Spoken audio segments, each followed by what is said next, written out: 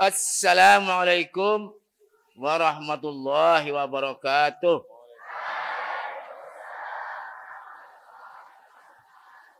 Langsung saya protokoli, kita didatangi, katanya kalau antum kemari berarti balik ke rumah, katanya begitu ya. Jadi kalau nanti kalau ada makan ambil aja, enggak usah dilayani ya. Kalau ada kopi ambil saja, kalau kurang manis tambah gula sendiri ya.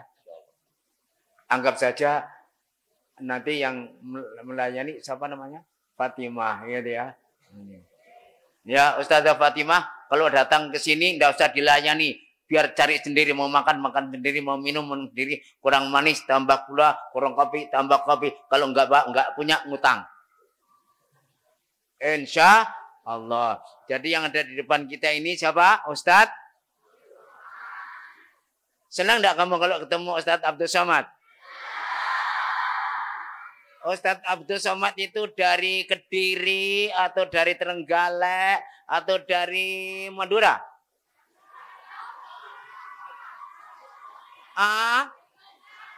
Dari Jombang. Dari Jombang? Salah, itu Ustazah Fatimah. Nah, sekarang saya tidak mau memperkenalkan, beliau saja biar cerita dan nasihati anak-anak semuanya. Kalau datang ke sini tidak ke Al-Muqaddasah berarti belum sampai ke rumah. Kalau sudah sampai di sini berarti sudah kembali ke rumah. Monggo silakan. Assalamualaikum warahmatullahi wabarakatuh. Bismillahirrahmanirrahim. Assalamualaikum warahmatullahi wabarakatuh.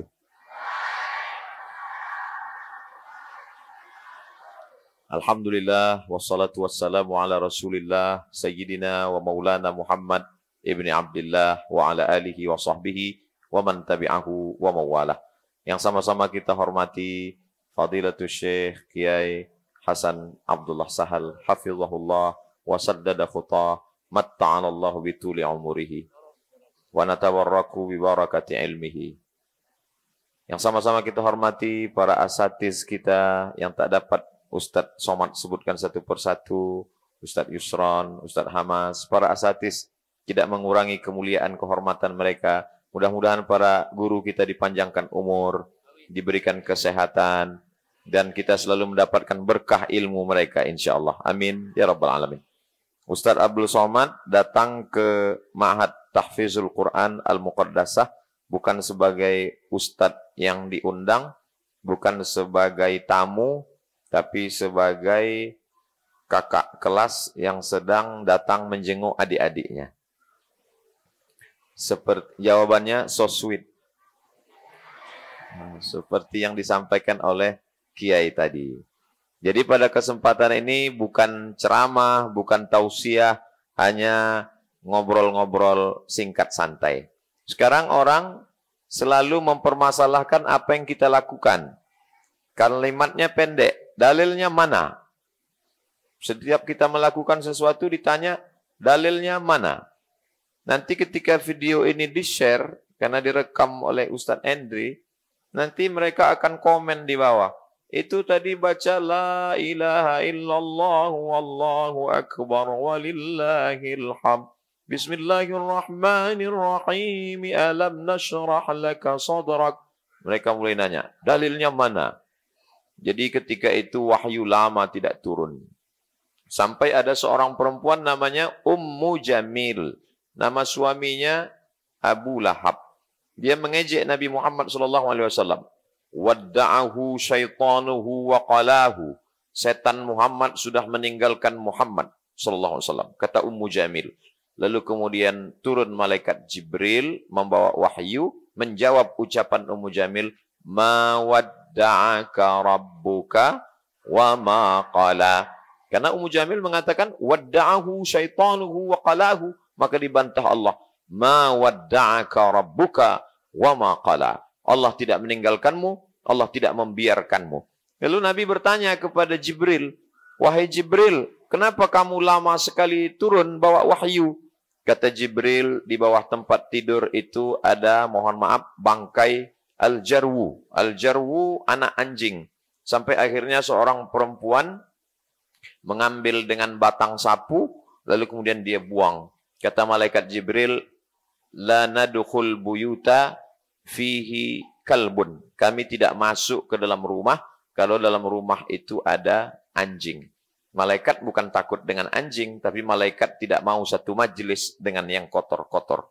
Lalu karena Nabi SAW bahagia, senang sekali dengan turunnya ayat itu, Nabi pun bertakbir. Nabi mengatakan, Allahu Akbar. Itulah mengapa kita bertakbir dari sejak mulai surat Ad-Duha. Ketika selesai, La ilaha illallah wallahu akbar walillahil hamd. Lalu kemudian tadi kita dalam majelis khatam Quran duduk bersama-sama. Ada majelis khatam Quran. Ini pun masalah ini juga ditanyakan orang. Mana dalilnya? Maka dalilnya adalah ada seorang sahabat Nabi namanya Anas bin Malik. Anas bin Malik dalam hadis, wa kana Anas ibnu Malikin idza khatimal Qur'ana jama'a ahlahu wa auladahu.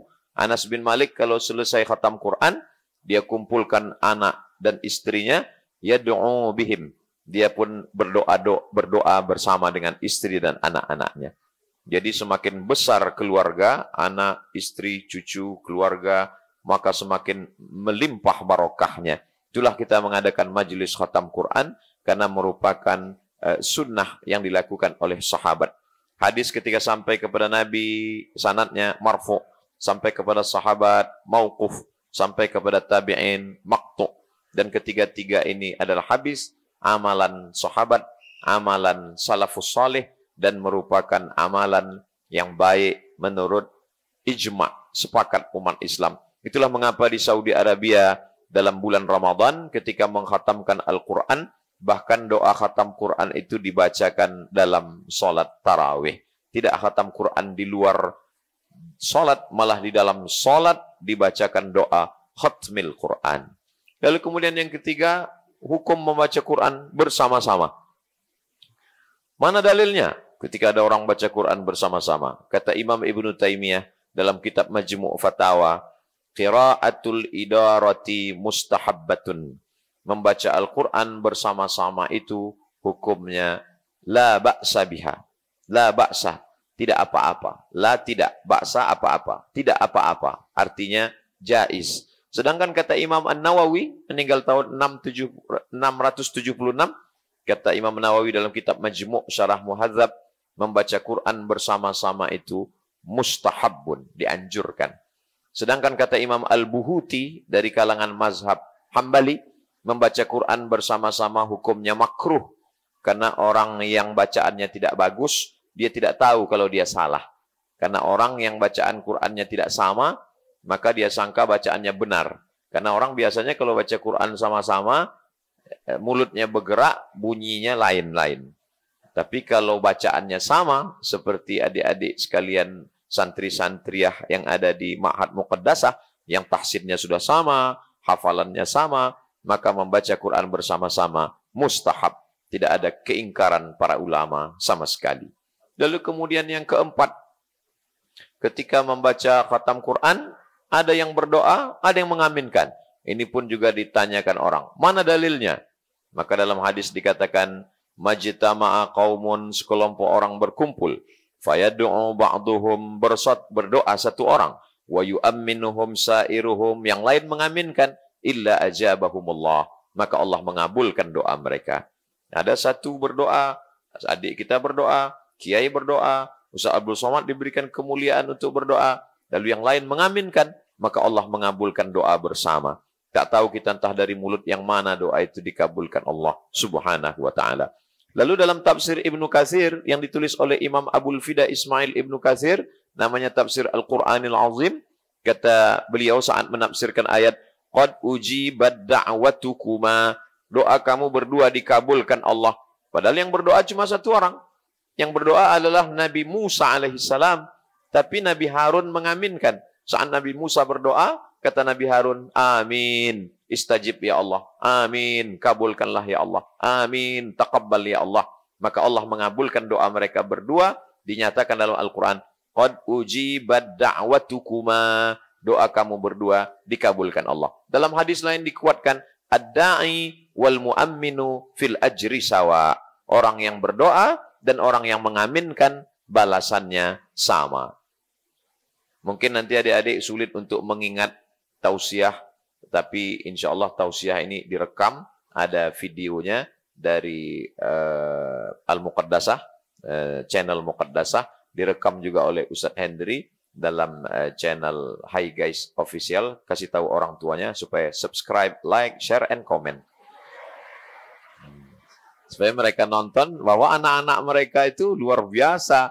Mereka adalah orang tua yang sangat beruntung karena anak-anaknya menghafal Quran. Poin yang kelima, 3 bulan yang lalu, saya dengan Prof. Din Samsudin dalam sebuah acara, beliau punya kajian bersama para akademisi dan pakar-pakar. Ternyata salah satu pesertanya ada seorang perempuan mu'allab dari Jepang. Jadi perempuan yang dari Jepang ini pernah ke rumah seorang kiai. Lalu di depan rumah kiai ini ada 2 pohon mangga. Sebelah kiri, sebelah kanan. Yang sebelah kanan ini buahnya manis. Yang sebelah kiri ini buahnya tidak terlalu banyak, satu-satu dan asam. Lalu kemudian ditanya ke kiai, kecut. Kenapa yang ini manis dan buahnya banyak, yang ini kecut sedikit dan kering? Kecut. Kenapa? Kata kiai, saya mau ngetes firman Allah, wa idza quri'al Qur'anu fastami'u lahu wa ansitu la'allakum turhamun. Kalau Quran dibacakan, dengar baik-baik, turun rahmat. Maka dibacakan Quran ke pohon yang mangga yang sebelah kanan ini, setiap lalu baca Quran, yang sebelah kini nggak pernah dibacakan Quran. Ternyata pohon mangga yang dibacakan Al-Quran, buahnya lebat, manis, dan banyak, dan terus-menerus. Kemudian yang tidak dibacakan Al-Quran, tidak didoakan, maka tidak ada. Lalu kemudian orang akan mengatakan ini hanya khurafat, bohong saja. Ternyata sudah diteliti oleh seorang dari Jepang, dia tulis buku judulnya The Miracle of Water, mukjizat air. Kita tahu di pohon itu ada airnya. Karena air dari akar melalui batang kulit, naik ke cabang, ke buah, akhirnya jadi. Air itu ternyata berpengaruh terhadap bacaan. Setelah Al-Quran ini dibacakan ke air, muncul molekul-molekul cahaya yang dia bersegi 6, segi 8. Kalau nanti adik-adik pulang ke rumah, minta orang tuanya buka handphone, tulis di www.google.com, ketik di search itu, tulis Miracle of Water. Nanti akan keluar molekul cahaya, bukti bahwa Al-Quran ketika dibacakan ke air, maka dia merespon. Sehingga menampilkan molekul-molekul cahaya yang meneliti justru bukan orang Islam, tapi orang Jepang. Tulisannya Miracle of Water. Miracle of Water. Akhirnya keluarlah gambar. Oh, tak keluar karena paketnya habis. Miracle of Water. Miracle of Water, mukjizat air, ditulis oleh Masaru Emoto. Maka mengeluarkan 1, 2, 3, 4, 5, 6 molekul cahaya yang begitu indah. Molekul cahaya seperti mahkota yang begitu indah. Jadi ternyata pohon kayu juga ada airnya. Nah, bagaimana kalau Al-Quran itu dibacakan ke tubuh manusia? Ternyata setelah diteliti, tubuh manusia ini juga isinya air. Tubuh manusia ini isinya air. Airnya mana? Darah. Jadi darah itu membeku karena 2 sebab. Yang pertama karena minyak. Itulah disebut dengan kolesterol. Yang kedua adalah karena gula. Karena orang minum pakai gula. Gula itu kalau dia masuk ke dalam kuali, dipanaskan, lalu kemudian setelah dingin, itu sendoknya bisa lengket karena membeku. Maka gula dengan minyak masuk ke dalam darah, membeku. Tapi begitu orang menjaga kesehatan, dibacakan ayat Al-Quran, maka darahnya lancar, sehat walafiat. Maka begitulah Allah Subhanahu wa taala berjanji, sanurihim ayatina fil afaq. Kami akan tunjukkan tanda-tanda kebesaran kami. Hatta yatabayyana lahum, sampai jelas bagi mereka bahwa Al-Quran ini adalah hak. Lalu kemudian ketika mereka mengatakan Quran ini adalah sihir, Quran ini adalah asatirul awwalin, dongeng nenek moyang. Mereka mengatakan Quran ini adalah kidz. Nabi Muhammad adalah kadzab, pendusta, maka akhirnya hari ini apa yang terjadi? Mukjizat ilmiah menunjukkan kebesaran Al-Quran. Seorang pedagang pisang naik sepeda membawa pisang di jalan yang mendaki. Kebetulan perbukitan. Maka dia ketika naik sepeda itu dia kayuh berat, dia mengatakan, untuk apa Tuhan menciptakan bukit? Hanya menyusahkan tukang pisang yang susah naik sepeda. Tapi begitu orang yang membaca Quran berpikir dengan akalnya, maka dia akan melihat mukjizat yang luar biasa. Allah Subhanahu wa taala mengatakan, wal jibala autada. Kami jadikan bukit-bukit ini sebagai pasak. Ternyata kerak bumi ini bergeser. Kerak bumi ini berlapis-lapis, 7 lapis. Lapisan yang paling atas ini adalah lapisan yang liar. Seperti kertas yang ditempel di papan pengumuman, dihidupkan kipas angin kencang. Maka papan kipas ini menderu kencang, maka lembaran-lembaran kertasnya hampir copot. Tapi kenapa kerak bumi bisa tenang? Karena ada pakunya. Paku bumi itu bukan sambiroto. Paku bumi adalah bukit-bukit yang ditancapkan Allah Subhanahu wa taala. Nanti sampai masanya bukit-bukit ini akan tercabut. Makanya kata Allah pada hari kiamat, wa takunul jibalu kal ihnil manfush. Gunung-gunung, Gunung Bromo, Gunung Kidul, Gunung Kelut, Gunung Merapi, Gunung Sibaya, semua gunung ini akan tercabut seperti bulu kambing yang dihembus angin.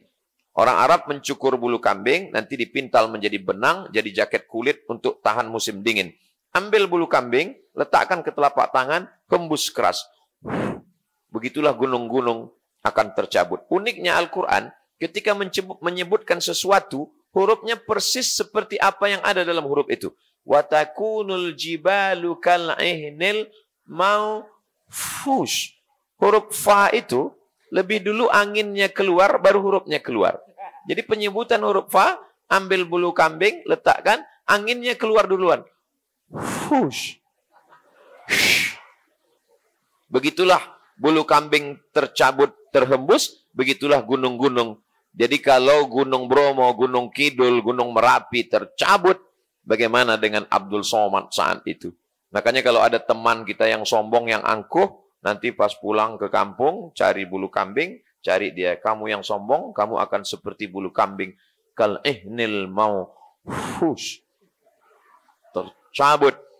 Maka orang yang berjalan di atas muka bumi ini, wataran nasa sukara. Kamu lihat manusia berjalan di atas muka bumi seperti orang mabuk, wa ma hum bisukara. Mereka tidak mabuk, walakinna adzaballahi syadid, karena azab Allah yang begitu kuat. Jadi orang kalau dia berilmu, dia tidak akan suudzon kepada Allah. Kenapa Allah menciptakan bukit?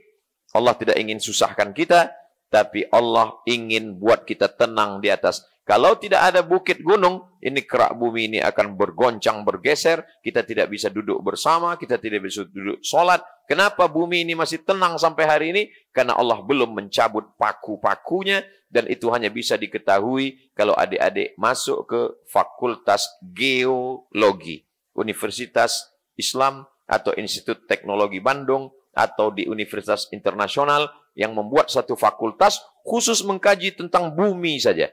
Jadi ketika orang mengkaji bumi, mengkaji langit, muncul ilmu-ilmu yang luar biasa. Inna fi khalqis samawati, dalam penciptaan langit, wal ardi, penciptaan bumi, waqtilafil laili wan nahari, la ayat.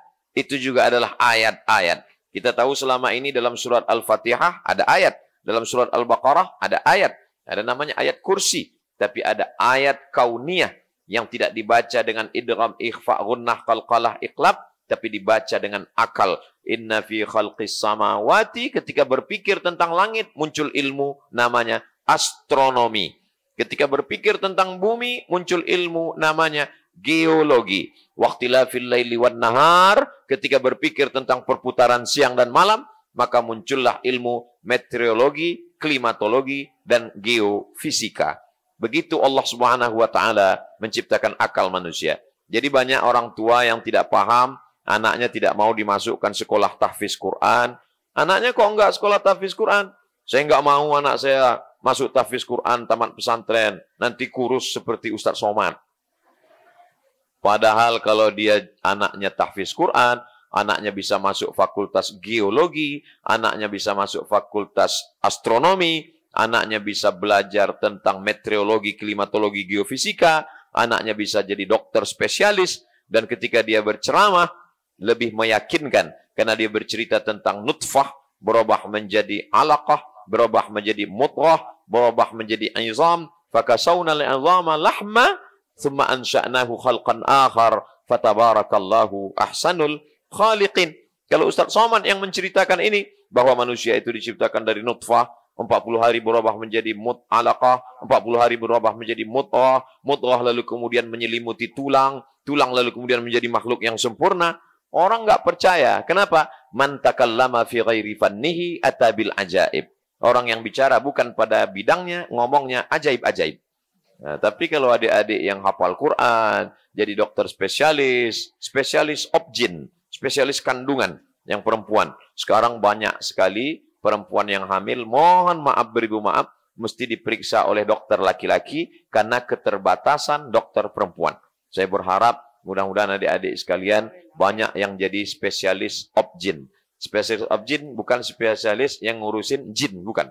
Spesialis yang ngurus kehamilan, membantu kehamilan. Seorang perempuan yang sedang hamil berat, 9 bulan 10 hari, dia merasa sulit, merasa cemas, merasa khawatir, merasa takut, takut mati, takut anaknya meninggal.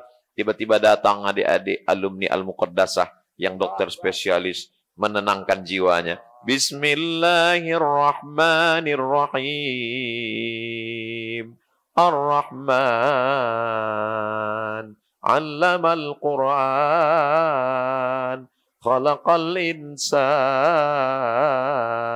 'allamahul bayan. Tiba-tiba anaknya keluar, dikasih nama Abdurrahman. Kenapa? Karena hati ibunya tenang, mendengarkan bacaan Quran, nggak perlu disuntik bius, nggak perlu operasi sesar, bikaramatil Quran. Kata Imam Abul Fida Ismail Ibnu Katsir, la tuqra'u fi amrin asirin illa yassarahullah. Surat ini kalau dibacakan pada perkara yang sulit, yang susah, yang ribet, yang jelimet, yang payah, illa yassarahullah, maka dimudahkan Allah Subhanahu wa taala. Ada orang yang hamil susah melahirkan, ada orang yang susah kerja, ada yang susah kena penyakit. Dibacakan surat ini, itu ditulis oleh Ibnu Katsir dalam muqaddimah surat Yasin. Jadi kemudahan-kemudahan akan diberikan Allah bi barakatil Quran, karena bi karamatil Quran, karena kemuliaan Al-Quran.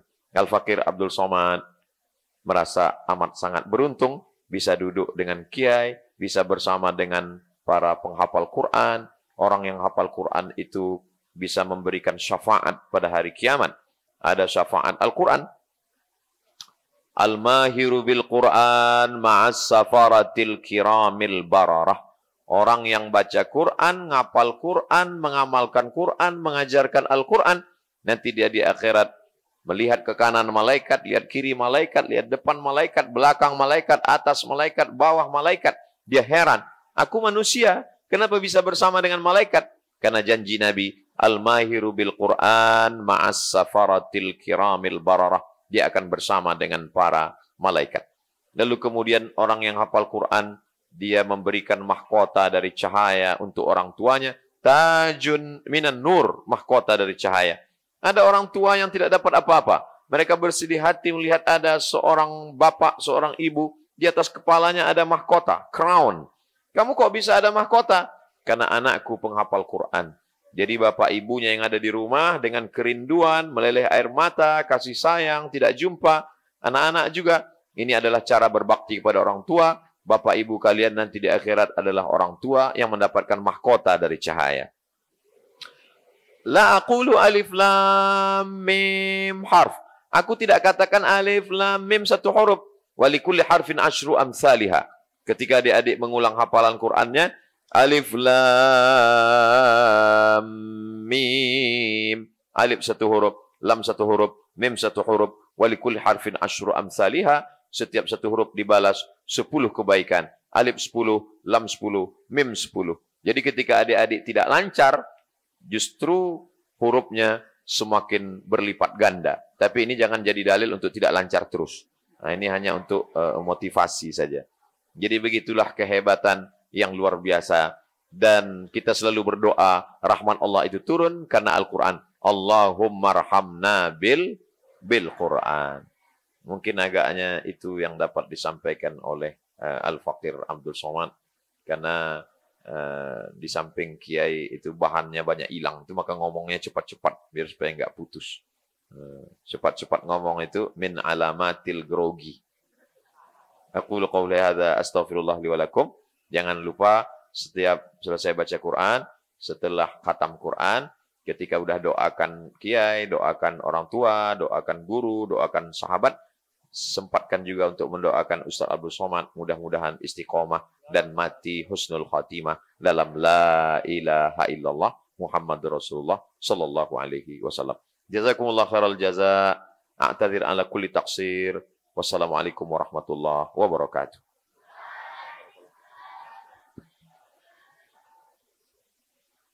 Saya tidak nambah apa-apa. Ini yang disampaikan ini amat sangat mahal sekali. Kalau saya tambah-tambah nanti jadi tidak mahal.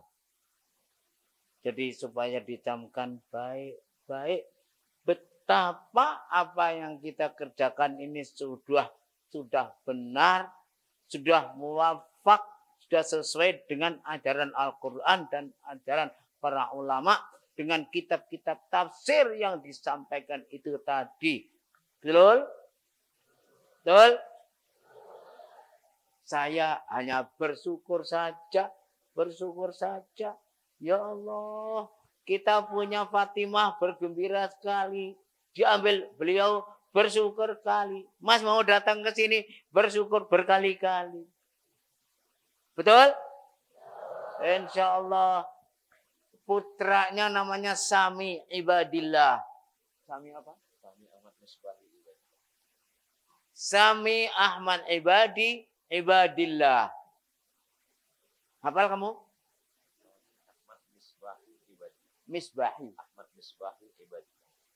Sami Ahmad Misbahi Ibadillah. Masya Allah. Kamu pernah dengar kata nama Ibadillah? Siapa itu? Hah? Almarhum. Saya ingat anak saya Januar Haikal Ibadillah. Alhamdulillah, insyaallah amal Ustadz Haikal Januar Syah Ibadillah diteruskan oleh anak-anak semuanya. Doakan terus dan doakan juga Al-Muqaddasah ini menjadi jariah kita semua. Amin amin ya rabbal alamin. Tentang Al-Qur'an dan sebagainya masih banyak hadis-hadis. Saya sudah menyuruh ustadz-ustadz untuk mengumpulkan fadhailul Qur'an, fadhailul hafadzul Qur'an. Saya ingin nanti antum semuanya akan menjadi hafadzul Qur'an yang jadi dokter, jadi insinyur, ada yang menjadi pejabat, ada yang menjadi pedagang, tetapi tetap di sini menyantrikan intelek, mengintelekkan santri. Alhamdulillah, alumni kita ada yang sudah jadi dokter. Sekarang juga alumni kita sedang di Fakultas Kedokteran 2. Betul? Betul? Ada alumni Pajajaran. Ada lagi yang sehari-hari ini sedang masuk di ITS. Ya, terus siapa lagi tadi itu yang tadi. Ya itulah. Yang jelas menyantrikan intelek, mengintelekkan santri. Jadi anak-anak kita ya dengan segala kekurangannya kita beri dorongan untuk ke sana.